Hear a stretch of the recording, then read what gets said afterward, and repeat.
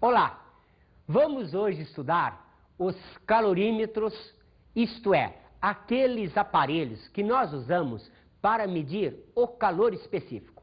Então, para se estudar calorímetros, nós temos que ter a ideia das trocas de calor. Observe, então, que quando se imagina trocas de calor, pensa-se logo no equilíbrio térmico. O que nós chamamos de equilíbrio térmico? Imaginemos um sistema aqui o mais possível isolado. A gente não consegue uma isolância perfeita, mas conseguimos nos aproximar bastante do sistema isolado. Por exemplo, uma caixa de isopor bem grossa, que a gente consiga fazer com que dois corpos, um chamado de A, outro chamado de B, em temperaturas distintas, sejam colocados ali dentro. Esses corpos A e B, então, não vão trocar calor com o meio externo, mas vão trocar calor entre si, porque nós vimos anteriormente, se a temperatura de A é maior que a temperatura de B, flui calor de A para B. Lembra-se, o calor é forma de energia em trânsito, que aparece sempre que existe uma diferença de temperatura entre dois corpos. Se flui calor de A para B, é porque a temperatura de A é maior que a temperatura de B. Mas se está passando calor de A para B, o que vai acontecer? O A vai esfriando, o B vai esquentando. Se esse sistema está completamente isolado, qual é a nossa ideia básica? Se o A está esfriando, o B está esquentando, daqui a pouco vai acontecer a igualdade de temperaturas, o equilíbrio térmico. Então, equilíbrio térmico significa isso, ter a mesma temperatura. Então, o corpo A perdeu calor, foi por uma temperatura θ' de A. O corpo B recebeu calor, ele estava na temperatura θ de B, foi para a temperatura θ' de B. Obviamente, você já percebeu que esta temperatura é inferior àquela, mas esta temperatura é superior a esta. Vamos, então, ouvir uma enquete.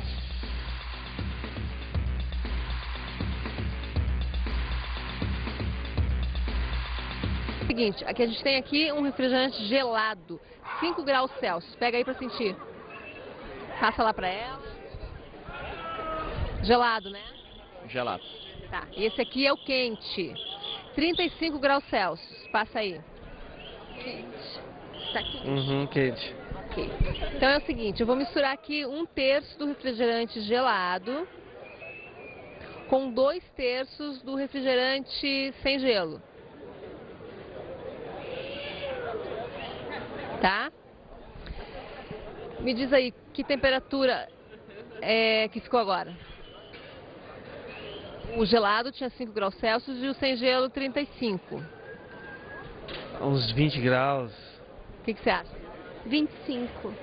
E você? 17. 17? Ó, a gente tem aqui 5 alternativas. 13,3 graus Celsius, 17,5, 20, 25 e 30. Com qual que você fica? Eu mantenho 25. Não, você falou 20. Eu falei 20? Então 20. E você? 5. 17,5. 17,5? É. Você é a vencedora, 25 graus Celsius. Ê! Como é que você chegou nessa conclusão? Ah, não sei. Foi por... Assim, como que eu vou dizer? Não, pela média, que um era muito alto e o outro era muito baixo, então eu procurei um meio termo, mais próximo do meio termo entre os dois. Arrasou, hein? Arrasou, foi bem. Foi bem, né? Foi bem. Fez os cálculos. Como é que vocês estão em física? Física, na realidade, eu sou engenheiro mecânico. Ah, manja bem, né? Tranquilo. E você? Estou estudando ainda, Mas vai bem em física? na medida do possível. Então vamos lá fazer uma experiência, tá? Seguinte, eu tenho aqui um refrigerante gelado, 5 graus Celsius. E um refrigerante sem gelo, 35 graus Celsius, medindo 35 graus Celsius, ok? Eu vou misturar aqui 1/3 do refrigerante gelado com 2/3 do refrigerante sem gelo. Que temperatura o refrigerante tem agora? Não sei, acho que talvez uns 27, 26 graus, não sei, mais ou menos. Você? 1/3, dou com 2/3. O refrigerante quente. Não estava 5, entre 25 e 30 graus. Eu tenho aqui 5 alternativas. A, 13,3. B, 17,5. C, 20. D, 25. Ou E, 30. Você vai na qual? Eu vou na 25. Também, Vai na 25? também. Muito bem, vocês arrasaram. Estão muito bem em física. É isso aí, 25 graus. Perceberam o que aconteceu? Nós temos um refrigerante a 5 graus Celsius, o outro a 35. Já discutimos com vocês anteriormente que a soma de temperaturas, entre aspas, não é uma soma normal. Por quê? Temperatura na medida. Observe que o que aparece é uma média entre a menor e a maior temperatura. Então, observe que essa média é uma média ponderada. A ponderação diz respeito às massas. Vamos então, agora, trabalhar com as trocas de calor. Quando se pensa em trocas de calor, nós vimos agora há pouco, representa um sistema que está isolado do meio externo. O que quer dizer isso?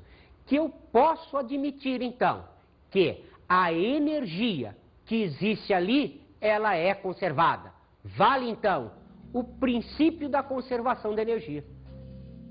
A energia cedida pelo corpo A será obrigatoriamente igual à energia recebida pelo corpo B. Lembram-se, nós tínhamos o corpo A transferindo energia sob forma calorífica para B.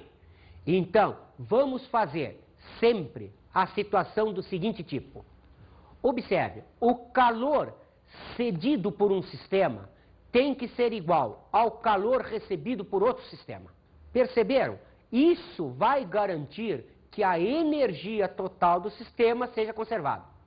Quem será a energia cedida ou calor cedido por um sistema?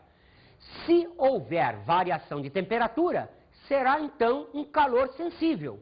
Então observe, podemos dizer que o calor cedido será o calor do corpo A. Por quê? Porque ele está sofrendo abaixamento de temperatura, ele está com a temperatura inicialmente maior.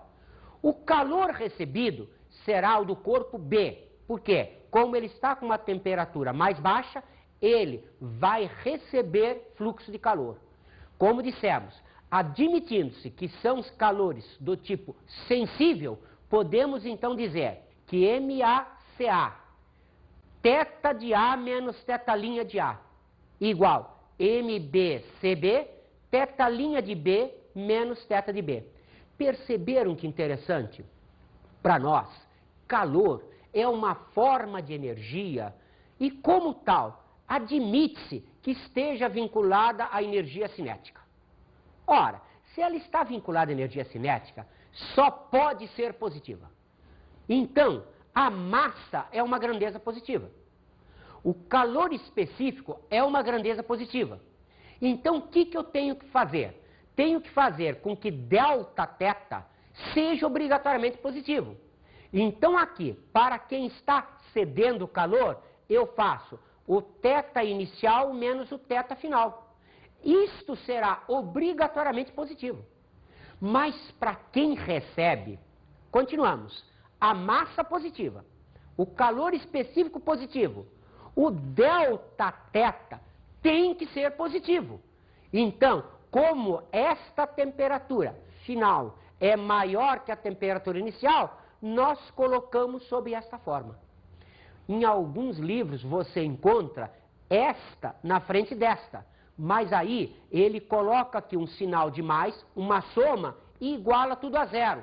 Nós fazemos a mesma coisa, só que passamos para o segundo termo. Então, aqui a gente considera mais fácil trabalhar assim.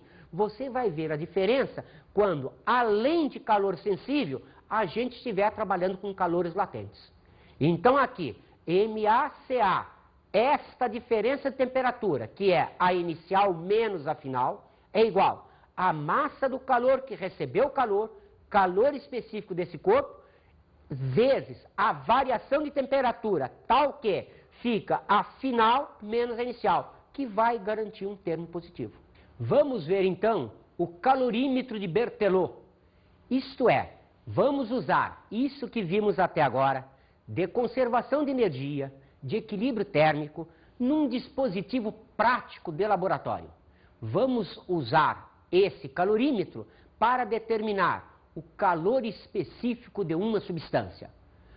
Como nós fazemos isso?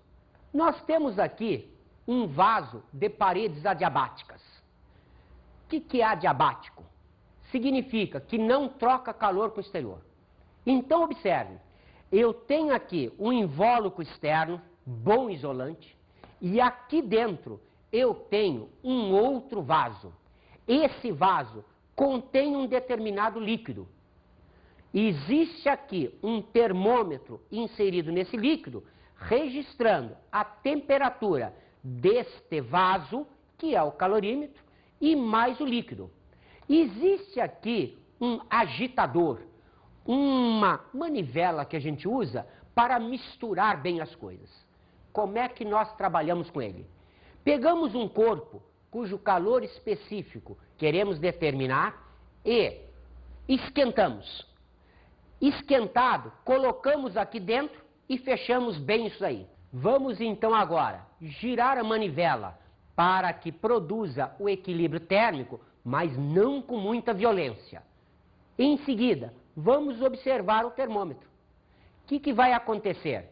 Obviamente, esse corpo aquecido vai produzir uma elevação de temperatura nesse termômetro. Então, podemos considerar calor cedido igual a calor recebido. Quem cede calor? Quem cede calor é o corpo. Quem recebe calor? Observe, quem recebe calor é o líquido mais o calorímetro. Lembre-se, o calorímetro é uma panela.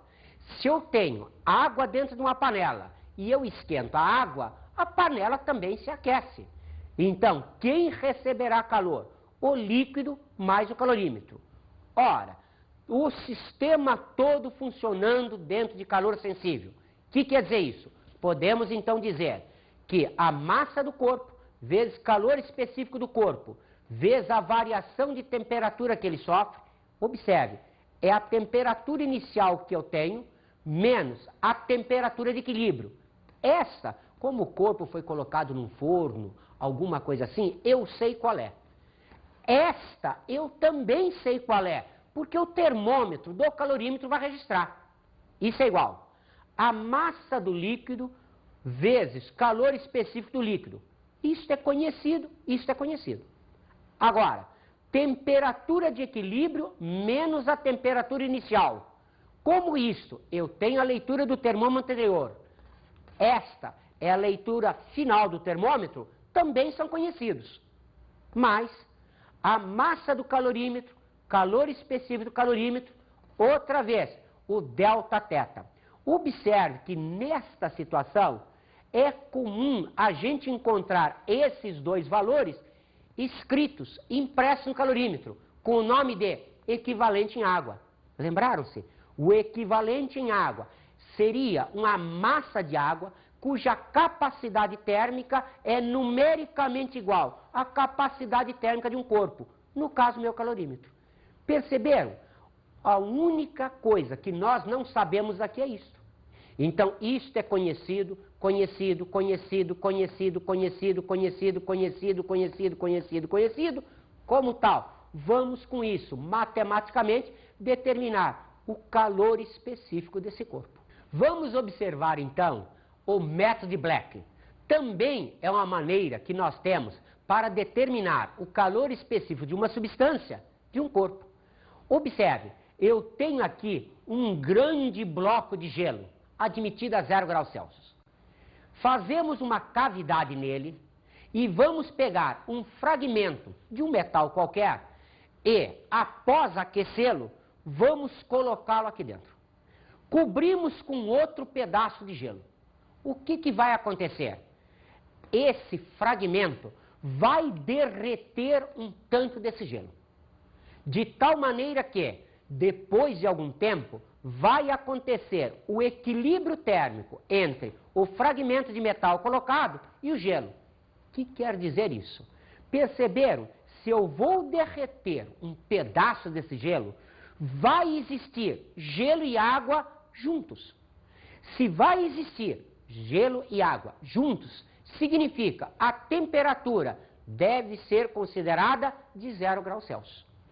Continua obedecendo ao sistema de conservação de energia. Estou imaginando que isso está razoavelmente isolado. Então, observe, calor cedido igual a calor recebido. Quem cede calor? Quem cede calor é o fragmento de metal. Quem recebe calor? Quem recebe calor é o gelo. Então, observe, o calor cedido é o calor do corpo, o fragmento de metal. O calor recebido é o calor do gelo.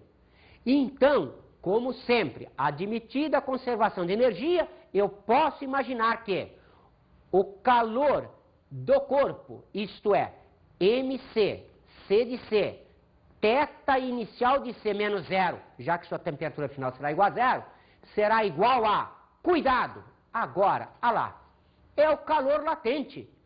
O gelo estava a 0, fundiu uma parte, mas continua a 0. Então aí não há calor sensível para o gelo. Existe calor sensível para o corpo. Observe que medindo então a massa de água que apareceu, a massa de água que apareceu foi a parte de gelo fundida, vezes o calor latente de fusão do gelo. Lembrem-se, isso é uma constante física, isso é tabelado.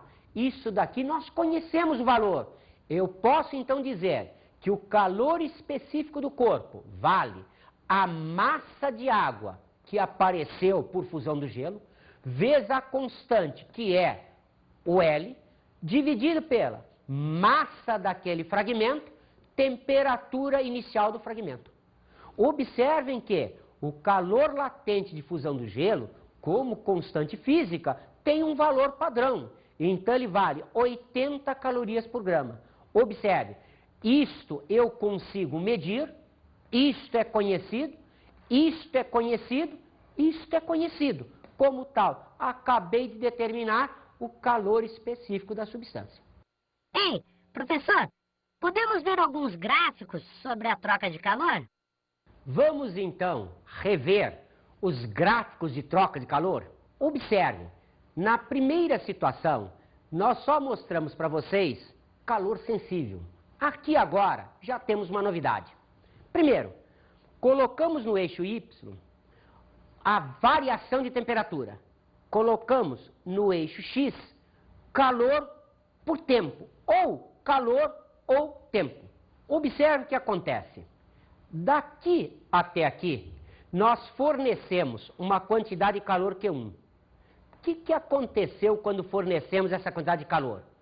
Observe, a temperatura passou de θ1 até a temperatura de equilíbrio, até a temperatura final. Observe que aqui a temperatura se manteve constante. O que aconteceu daqui até aqui? Esse corpo, apesar de receber calor, ele não sofreu variação de temperatura. Então, entenderam? Eu tenho aqui um corpo sofrendo variação de temperatura, fazendo calor sensível. Um outro corpo está recebendo esse calor, só que está fazendo um calor sensível e um calor latente. Então, observe que eu tenho aqui calor sensível, aqui calor sensível e calor latente. Podemos ainda ter uma situação um pouquinho pior. Por exemplo, vamos observar esse outro gráfico. Este corpo, ele está cedendo calor. Observe, a temperatura dele começou em θ3 e abaixa até a temperatura de equilíbrio. Este outro corpo, ele recebe uma quantidade de calor, Q1, que faz com que a temperatura suba de θ1 até θ2, mantém-se constante. O que significa isso? Que está acontecendo aqui uma mudança de estado físico. Aqui, observe, acabou a mudança de estado físico. A partir daqui, então, ele recebe calor, outra vez do tipo sensível. O calor produz variação de temperatura. Observe que a soma das quantidades de calor, Q1, Q2, Q3, que esse corpo recebeu, é exatamente a quantidade de calor que aquele corpo cedeu. Então, continuamos dentro daquela ideia do princípio de conservação de energia, tal que o calor cedido por um corpo é igual ao calor recebido pelo outro.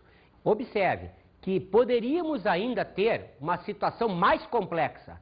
Poderíamos dizer que este corpo, ele sofre uma outra mudança de estado físico. Observem que aqui está apenas uma mudança, mas poderia ter mais uma. Continua tudo como antes. Vale a situação de conservação de energia. Vale a situação de que a temperatura final é comum. Vale a situação de que o calor sensível está vinculado à variação de temperatura, calor latente não está vinculado à variação de temperatura. E sempre a soma dos calores de qualquer tipo recebidos por um corpo tem que ser igual ao calor de qualquer tipo cedido pelo outro. Vamos experimentar então isso tudo em exercícios? Começamos com um exercício da FUVEST. O exercício é interessante.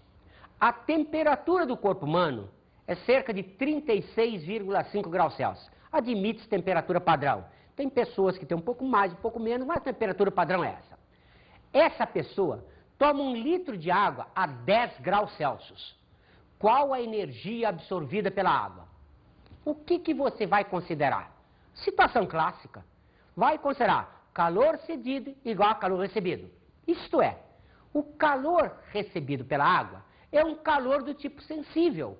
Então é a massa de água vezes o calor específico da água vezes a variação de temperatura da água entre a situação inicial e a situação final. Observe que, na realidade, o que você vai fazer é, agora, como você está pedindo unidades SI, trabalhar a massa de água, 1 litro, corresponde a 1 quilograma. Então, a massa é 1.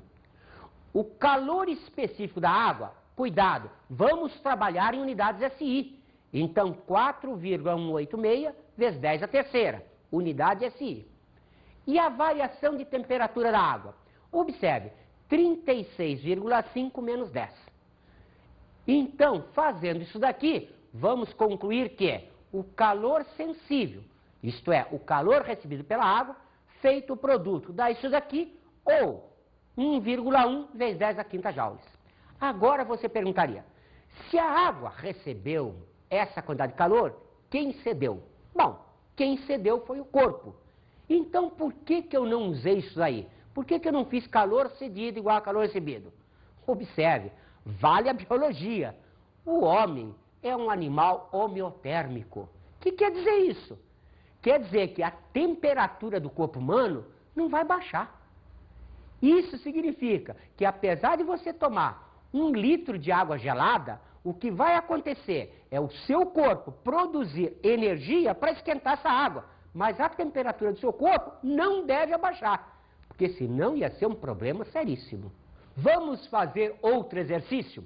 Então observe, um exercício da Faculdade de Ciências Médicas, quando ainda era a Universidade do Estado da Guanabara. Um calorímetro contém 200 gramas de água a 15 graus Celsius. Derramam-se nele 25 gramas de água a 80. Observe, já tinha água, colocamos mais água. Ele garante que a temperatura final é de 20. Pergunta, qual é o equivalente em água do calorímetro? Lembre-se, equivalente em água. O que nós vamos fazer? Situação clássica. É uma situação de conservação de energia. Portanto, calor cedido igual a calor recebido. Quem cede calor? A coisa é lógica. A água quente, a água 80, vai ceder calor. Quem recebe calor? Lembre-se, calorímetro é uma panela. Então, quem recebe calor é a água a 15 mais o calorímetro, mais a panela.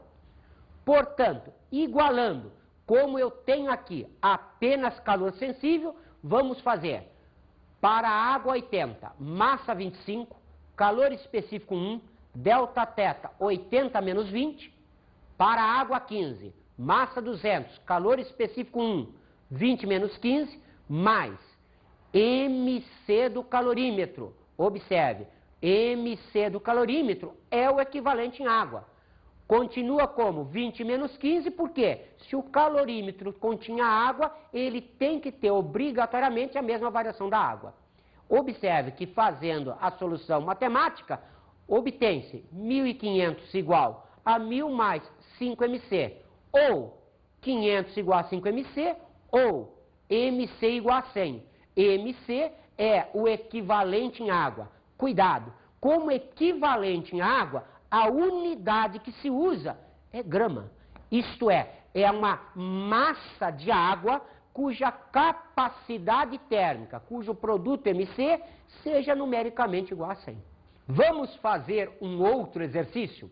Observe, em um mesmo recipiente, colocamos 100 gramas de água a 20, 60 gramas de água a 50, 150 gramas de água a 10, 200 gramas de água a 30. Desprezando-se a capacidade calorífica do recipiente, quer dizer que agora esquece a panela, pede-se a temperatura final da mistura. Você diz, eu já sei fazer isso demais. A coisa é muito simples, é só fazer calor cedido igual a calor recebido. Só tem um pequeno problema aqui. Quem cede e quem recebe? Eu tenho 4 águas. Eu não sei, a priori, quem cede ou quem recebe. Se nós fizermos isso que mostramos até agora, nós nem precisamos saber. Vamos mostrar? Observe, eu vou considerar como calor cedido o da água 50. Eu vou considerar como calor recebido água 20, água 10 e água 30. Observe, a coisa é lógica. Esta está mais quente, deve ceder calor. Estas que estão mais frias devem receber calor. Então a ideia é lógica, basta fazer isso. Então vamos a isso. Como é só calor sensível, MC delta θ. Como esta água está cedendo, é a temperatura inicial menos a final. Já esta água a 20 está recebendo, então troquei, olha lá, temperatura final menos temperatura inicial. A outra água também, como ela está recebendo calor, a temperatura final, que é a de equilíbrio, menos 10. A outra água, a mesma coisa. Perceberam? Eu considerei esta a 50 cedendo. Eu considerei água a 20, a 10 e a 30 recebendo calor. Agora, vamos resolver isso matematicamente. Observe que a resolução matemática é algo que você está mais que acostumado. Uma equação de primeiro grau com uma incógnita. Então, é só fazer as contas indicadas que não tem problema. Você chega nisso daqui. Observe, 1.250 igual a 51 vezes o teto de equilíbrio. Você agora vai passar isso para o termo de lá, dividindo. Você vai encontrar aproximadamente 24,5 graus Celsius. Notaram o que aconteceu? O que o problema acabou de me provar? Que aquela água de 30 que eu considerei recebendo calor, na realidade ela está cedendo. Mas isso eu não tenho que me preocupar.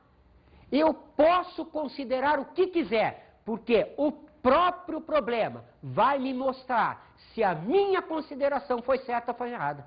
Então, o problema mostrou que realmente aquela água 30, ela vai ceder calor e não receber.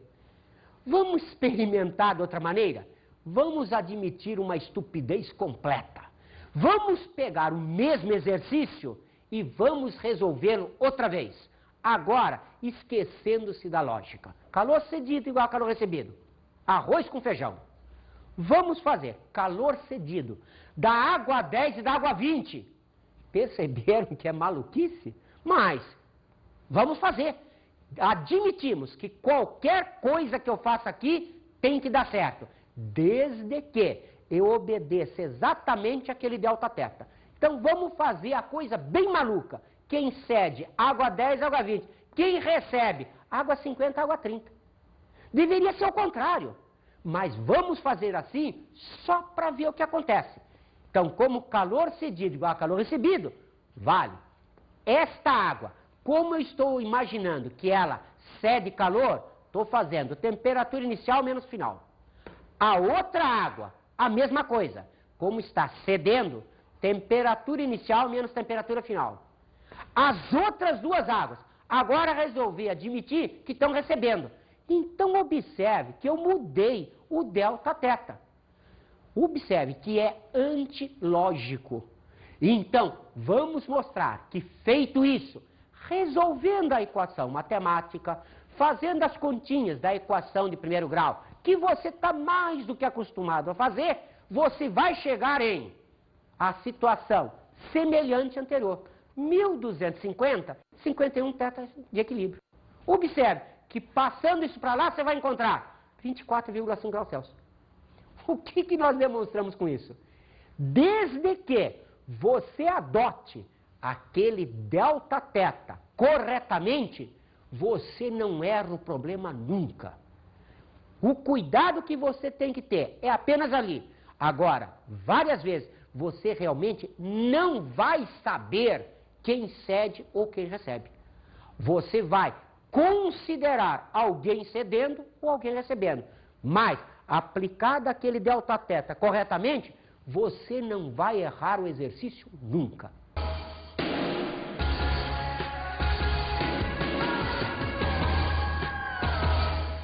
Observe, nós achamos que é muito mais vantajoso para vocês trabalharem com a expressão calor cedido igual a calor recebido do que usar aquela expressão calor cedido mais calor recebido igual a zero.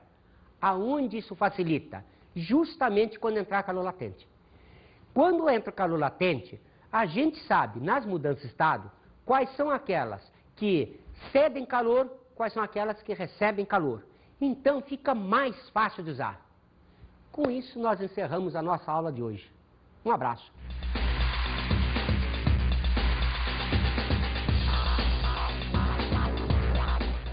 Na aula de hoje, falamos sobre calorímetros e trocas de calor.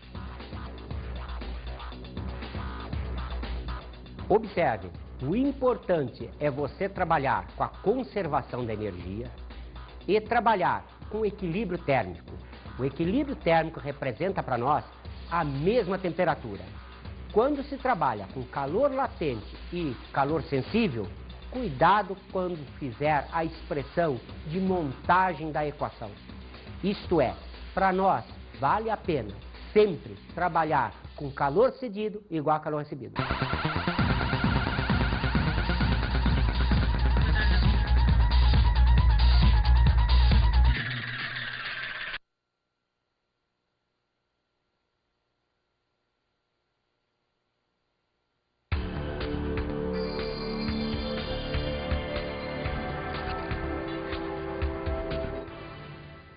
Colegas, como vocês já devem ter notado, os nossos alunos têm uma tendência muito grande de pensar em termos matemáticos e não raciocinar nos termos físicos. Nem sempre a resposta matemática encontrada no exercício é a nossa resposta física. Observe então que sempre precisamos fazer os nossos alunos se acostumarem a pensar em termos físicos. Isto é, feita a matemática, encontrou-se uma resposta matematicamente possível, vamos analisar para ver se fisicamente corresponde à nossa realidade.